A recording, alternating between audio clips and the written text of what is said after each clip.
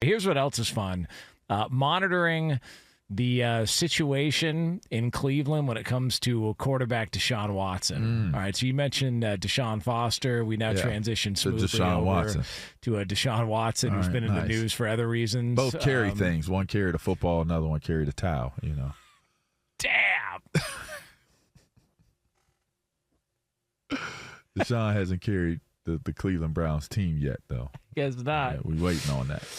Andrew Berry, the GM of the Cleveland Browns, he spoke about Deshaun Watson, and actually, while he was on the Insiders with NFL Network, he's optimistic about where Deshaun is at after going through the surgery last season to try and repair his arm ailments. First and foremost, Deshaun has really worked his tail off, during the rehabilitation process over the past several months. He's really actually ahead of schedule. He's really chomping at the bit to take the governor off, so to speak. But really, he's had a really nice spring. He's thrown the ball well.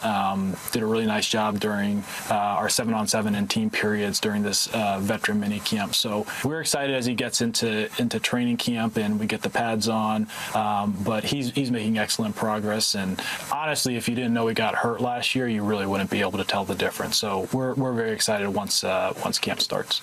So that was Andrew Berry, Browns GM, talking about the status of Deshaun Watson. You know what's the coolest thing about sports is that you can say all those things, you're going to find out. Yeah. Like you can put all it's a interesting question to answer to yourself. Do you tell the truth? Do you embellish the truth? Or do you just flat out lie? And regardless of whatever it is that you do, you should probably ultimately give yourself some space and some room for plausible deniability. You just want to be able to say, listen, that's what we felt. That's what we thought. That's what it looked like. That's what we hoped for it to be. It just didn't turn out that way. Or I told you. I told you so's are the best. I mean, nobody likes I told you so person, because it just comes across as like, it's unnecessary.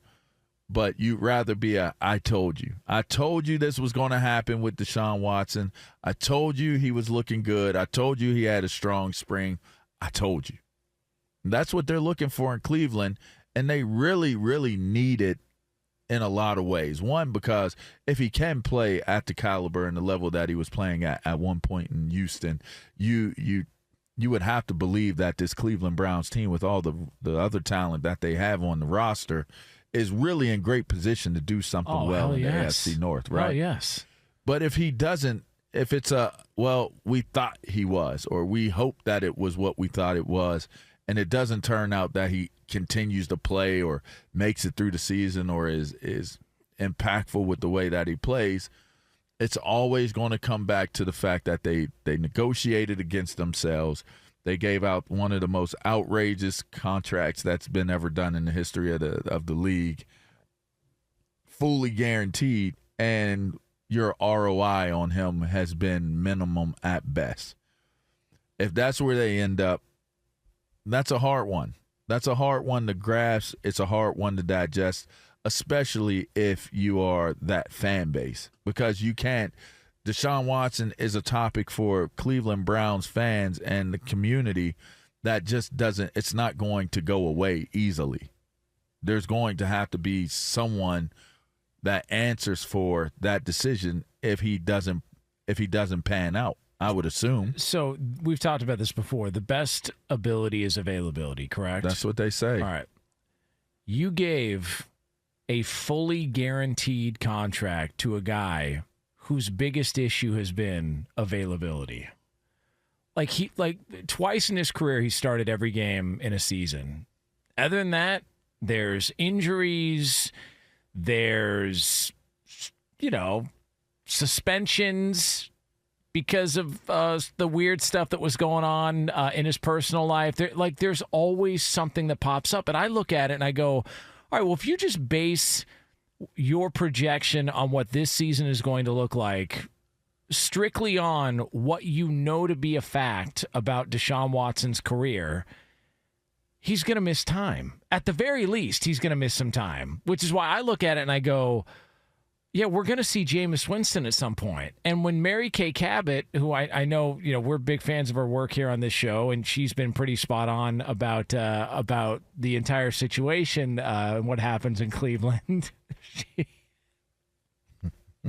Listen. Okay.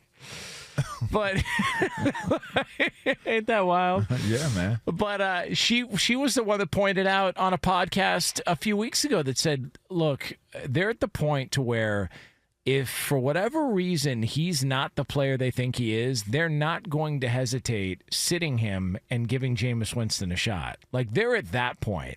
And so I just look at it and I go, as you said, you can say whatever you want about his development and where he's at now, recovering from the injury. But if we just go based on everything that we've seen from him, not only in his time in Cleveland, but also previous to that, like, the odds are he's going to miss time. Like, he's not going to be there, which still goes back to the question of you gave that contract to somebody who's not a guarantee. Like, you gave a guaranteed contract to anything but a guarantee, and they're sitting here with a Super Bowl roster, and the biggest question mark they have is the biggest contract on their team. It's just crazy. Mean, by far the biggest contract on their team.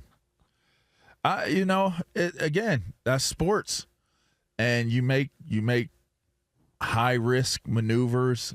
You make expensive maneuvers. Sometimes you make inexpensive. I mean, think about it. It's the total opposite in Pittsburgh, right? Like, you got two quarterbacks that you could easily do whatever you could discard them, you could keep them, you could whatever. They're literally paying a 6-pack of Rolling Rock and some Funyuns for Justin Fields and Russell Wilson together. Yeah, put together.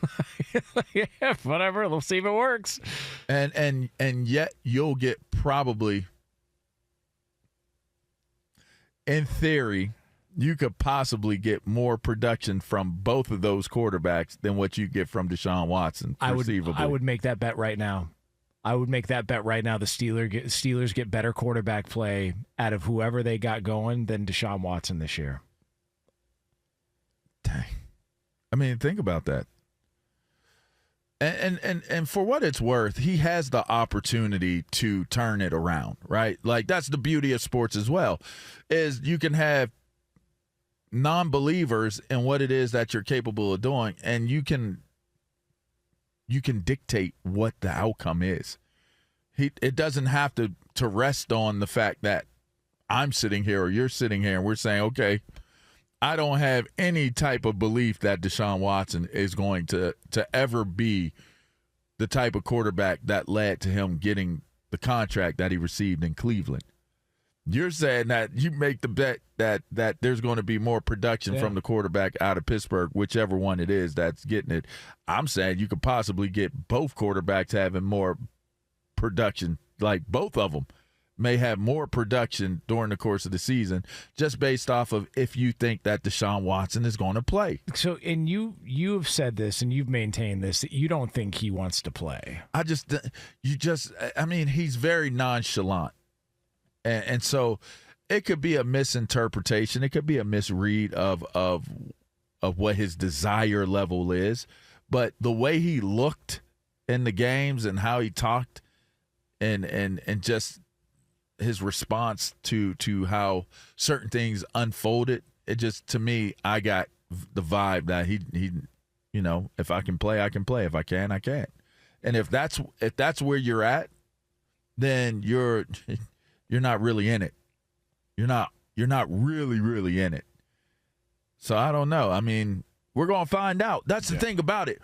We're going to find out. If he doesn't play much this season, I think it's safe to say Deshaun Watson doesn't want to play football anymore. That first game, Browns-Cowboys with Tom Brady on the call, I can't wait to see what the ratings are for that game when it comes out, because there are so many reasons to watch that. Like, Deshaun Watson, to see how he performs, in this season, is obviously a big storyline. Dak Prescott going into basically his final year as a Cowboys quarterback, potentially, that's a big storyline. Plus, it's the Cowboys. And then on top of that, Tom Brady calling his first game of the regular season for Fox. That is a monster game. And it'll be interesting to hear what he has to say about those quarterbacks. Because he's not going to pull punches. He's definitely not.